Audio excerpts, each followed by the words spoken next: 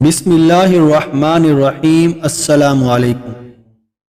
نبی کریم صلی اللہ علیہ وآلہ وسلم کی وفات کا وقت جب آیا، اس وقت آپ صلی اللہ علیہ وآلہ وسلم کو شدید بخار تھا۔ آپ نے حضرت بلال کو حکم دیا کہ مدینہ میں اعلان کر دو کہ جس کسی کا حق مجھ پر ہو وہ مسجد نبوی میں آ کر اپنا حق لے لے۔ مدینہ کے لوگوں نے یہ اعلان سنا تو آنکھوں میں آنسو آ گئے اور مدینہ میں کوہرام مچ گیا۔ سارے لوگ مسجد نبوی میں جمع ہو گئے۔ صحابہ کرام رضوان اللہ کی آنکھوں میں آنسو تھے، دل بے چین بے قرار تھا۔ پھر نبی کریم صلی اللہ علیہ وآلہ وسلم تشریف لائے۔ آپ کو اس قدر تیز بخار تھا کہ آپ کا چہرہ مبارک سرخ ہوا جا رہا تھا۔ نبی کریم صلی اللہ علیہ وآلہ وسلم نے فرمایا، اے میرے ساتھیو، تمہارا اگر کوئی حق مجھ پر باقی ہو تو وہ مجھ سے آج ہی لے لو۔ میں نہیں چاہتا کہ میں اپنے رب سے قیامت میں اس حال میں ملوں کہ کسی شخص کا حق مجھ پر باقی ہو۔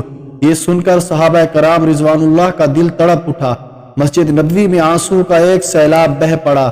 صحابہ کرام رضوان اللہ رو رہے تھے، لیکن زبان خاموش تھی کہ اب ہمارے آقا ہمارا ساتھ چھوڑ کر جا رہے ہیں۔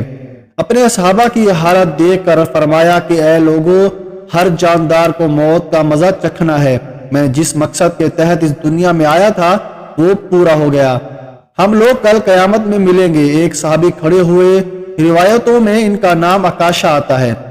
عرض کیا گیا، یا رسول اللہ صلی اللہ علیہ وآلہ وسلم، میرا حق آپ پر باقی ہے۔ آپ جب جنگ احد کے لیے تشریف لے جا رہے تھے تو آپ کا کوڑا میری پیٹھ پر لگ گیا تھا، میں اس کا بدلہ چاہتا ہوں۔ یہ سن کر حضرت عمر کھڑے ہو گئے اور کہا، کیا تم نبی کریم صلی اللہ علیہ وآلہ وسلم سے بدلہ لوگے؟ کیا تم دیکھتے نہیں کہ آپ صلی اللہ علیہ وآلہ وسلم بیمار ہیں؟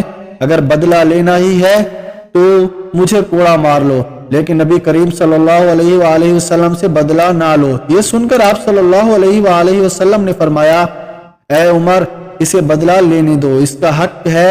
اگر میں نے اس کا حق ادا نہ کیا تو اللہ کی بارگاہ میں کیا منہ دکھاؤں گا، اس لیے مجھے اس کا حق ادا کرنے دو۔ آپ نے کوڑا منگوایا اور حضرت عکاشہ کو دیا اور کہا کہ تم مجھے کوڑا مار کر اپنا بدلہ لے لو۔ حضرت صحابہ کرام رضوان اللہ یہ منظر دیکھ کر بے تحاشا رو رہے تھے۔ حضرت عکاشہ نے کہا کہ اے اللہ کے رسول، میری ننگی پیٹھ پر آپ کا کوڑا لگا تھا۔ یہ سن کر نبی کریم صلی اللہ علیہ وآلہ وسلم نے اپنا کرتا مبارک اتار دیا اور کہا، لو، تم میری پیٹھ پر کوڑا مار لو۔ حضرت عکاشہ نے جب اللہ کے رسول صلی اللہ علیہ وآلہ وسلم کی پیٹھ مبارک کو دیکھا تو کوڑا چھوڑ کر جلدی سے آپ صلی اللہ علیہ وآلہ وسلم کی پیٹھ مبارک کو چوم لیا اور کہا، یا رسول اللہ، آپ پر میرے ماں باپ قربان، میری کیا مجال کہ میں آپ کو کوڑا ماروں؟ میں تو یہ چاہتا تھا کہ آپ کی مبارک پیٹھ پر لگی مہر نبوت کو چوم کر جنت کا حقدار بن جاؤں۔ یہ سن کر آپ صلی اللہ علیہ وآلہ وسلم مسکرائے اور فرمایا، تم نے جنت واجب کر لی۔